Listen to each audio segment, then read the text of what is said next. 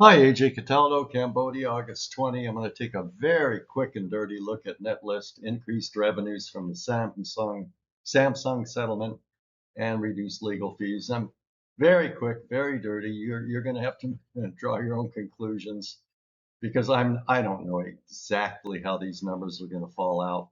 This is not a precise forecast. Please subscribe, subscribe, subscribe. Please like, please make comments. I'll be quick. I don't want to waste your time. So they got a 239 million upfront payment from Samsung as part of a 5-year agreement. It's expected to be approximately 200 million net after withholding.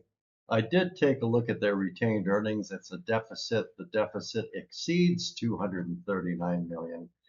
I don't have details of their earnings and profits. That's a calculation for tax purposes and for financial accounting.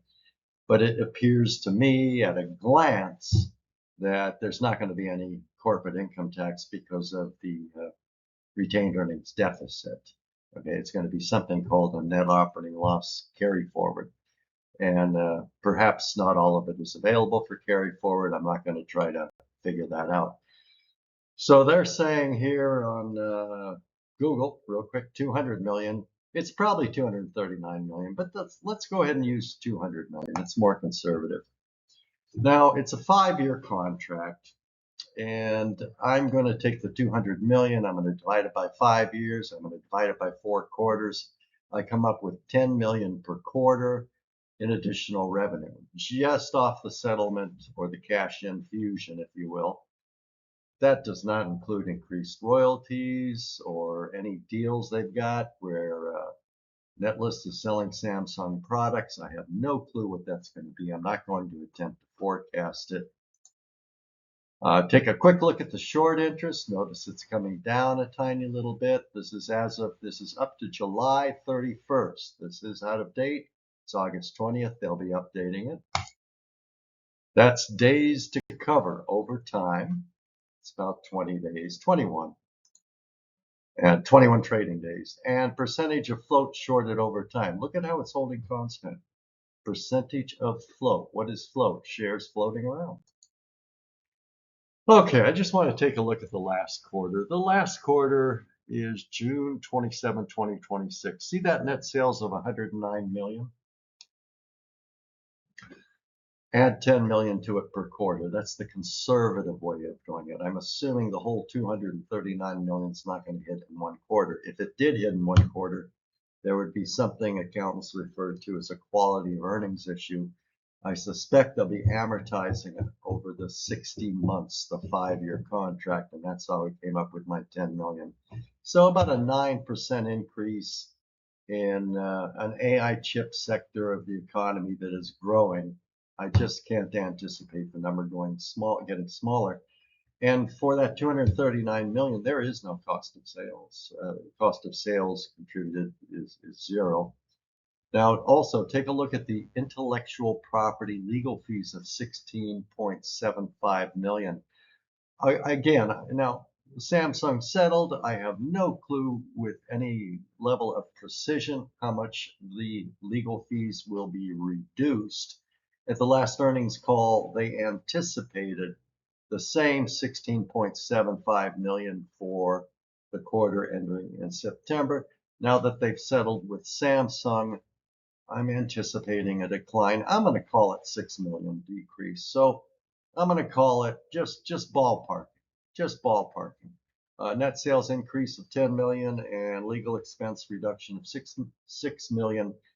Increase goes right to the bottom line if there is no tax because of the retained earnings deficit of 16 million. Now take a look at this. If you go from 1.4 million to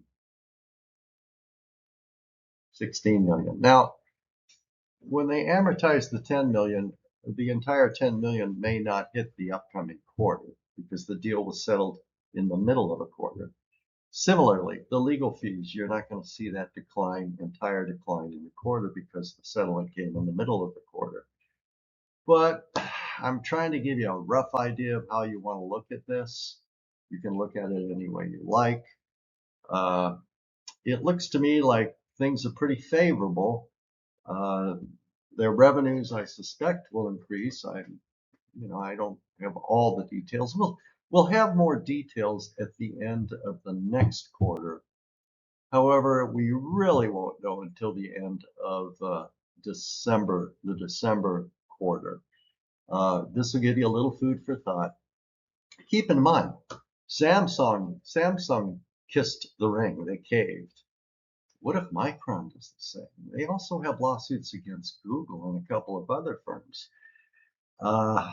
If you're competing against Samsung, and Samsung is allowed to continue to sell their products in the United States, and you fail to cut a deal, and the ITC, International Trade Commission, prevents you from selling your products into the US, which is maybe the largest market in the world, that's really going to hurt your market share and competitive advantage. So these other companies who have not settled yet on these lawsuits, they can do what they like.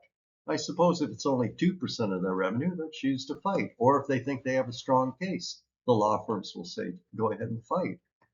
But Samsung caved. And so there's one argument that can stop or prevent the U.S. Department of Justice International Trade Commission from blocking your products. And that argument is that it would harm the public interest. Well, they got to deal with Samsung, so the impact or the negative impact on the public has just been lessened.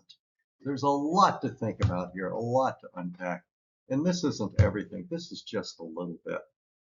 These lawsuits, legal fees to some degree, are going to continue for quite some time, at least a year, maybe years, because there are new players coming online that NetList is determining is stealing their intellectual property. And as they identify more and more and more, they're going to go after them. And they've got a war chest. I mean, they just got this enormous cash infusion. Please subscribe. I'll try to give you some favorable content very quickly. I'm a little over 7 minutes. That's longer than I would like. Subscribe, give me a thumbs up, make a comment. Have a wonderful day.